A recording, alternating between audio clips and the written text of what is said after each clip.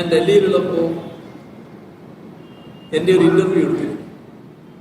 കേട്ടിട്ടുണ്ട്. ആ ഇന്റർവ്യൂവില് ഞാൻ പറയാത്തൊരു ഭാഗം അവരുടെ ഭാഗത്ത് കൊടുക്കുന്നതായിരുന്നു. നിനക്കതൊക്കെ എങ്ങനെയാ സാധിക്കുന്നത്? ഹിന്ദു നമ്മുടെ രാജ്യത്തെ പ്രധാനപ്പെട്ട ഒരു മാധ്യമമാണ്. മാധ്യമധർമ്മം കൃത്യമായി പാലിച്ചു പോകുന്ന ഒരു മാധ്യമവുമാണ്. അപ്പൊ അവർക്ക് എന്താണ് ഇങ്ങനെ സംഭവിക്കാനിടയായത്?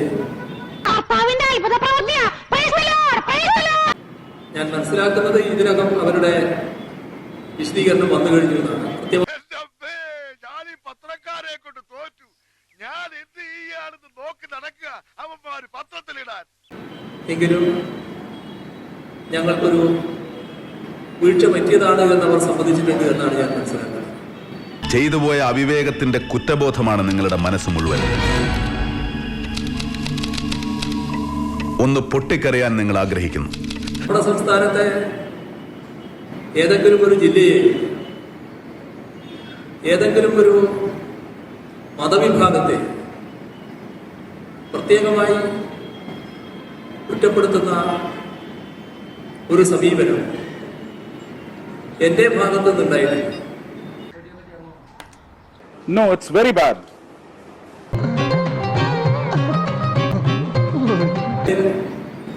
ഏതെങ്കിലും ഒരു പ്രത്യേക വിഭാഗത്തിനെതിരെയും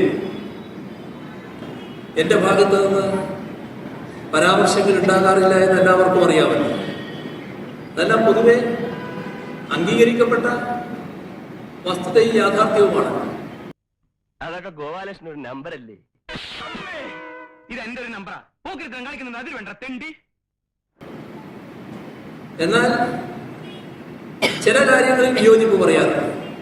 പച്ചക്കള്ളാണ്, പച്ചക്കള്ളമാണ് എന്നത് എല്ലാവർക്കും അറിയാം. വർഗീയ ശക്തികളെ തുറന്നെതിർക്കാറുണ്ട്.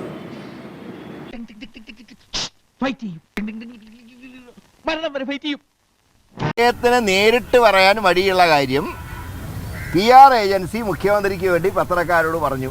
100% ഞാൻ യോജിക്കുന്നു. അവർക്കെതിരെ ദേശദ്രോഹത്തിന് കേസെടുക്കണം. സർക്കാർ സമ്മതിക്കില്ല, CPM സമ്മതിക്കില്ല. അതിപ്പോ മറ്റേ പട്ടിയുടെ വായിൽ 10 കൊല്ലിട്ട് വെച്ചാൽ നേരെയാവില്ല എന്ന് പറഞ്ഞാൽ സർക്കാരും സമ്മതിക്കില്ല, CPM സമ്മതിക്കില്ല. പക്ഷേ ഇവിടെ ദേശദ്രോഹമായിട്ടുള്ള വാർത്തകളാണ് പുറത്തു വന്നിട്ടുള്ളത്.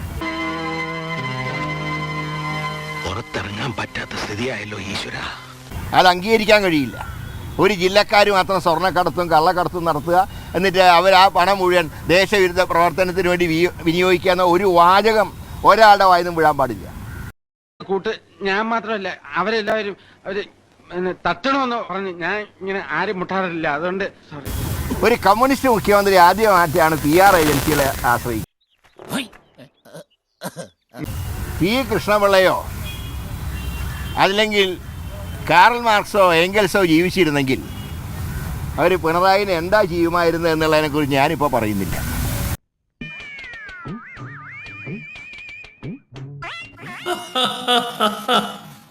എന്നെ അനുഗ്രഹിക്കണം.